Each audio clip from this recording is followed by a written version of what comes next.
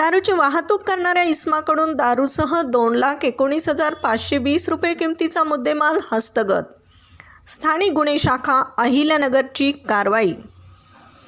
Police अधीक्षक सोमनाथ घारगे यांनी स्थानिक गुन्हे शाखेस अहिल्यानगर जिल्ह्यामधील अवैध धंद्यांची माहिती काढून कारवाई करण्याबाबत आदेश दिले आहेत.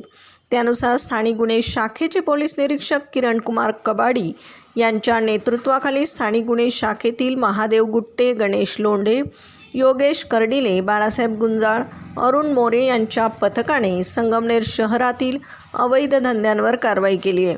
दिनांक 9 जानेवारी रोजी संगमनेर येथून देवगडकडे जाणाऱ्या 4 चाकी वाहनामध्ये देशी दारूची वाहतूक होणार असल्याची माहिती प्राप्त झाली होती.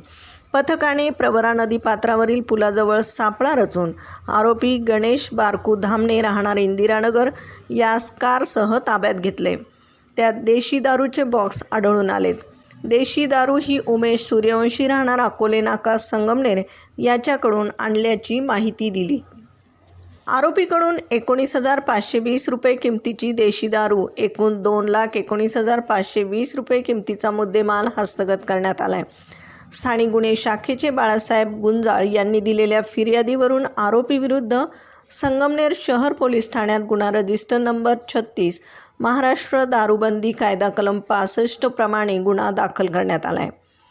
सदरची कारवाई पोलीस अधीक्षक सोमनाथ घारगे यांच्या सूचना आणि मार्गदर्शनाखाली स्थानिक गुन्हे शाखेचे पोलीस अधिकारी तसेच अंमलदार यांनी केलेली आहे.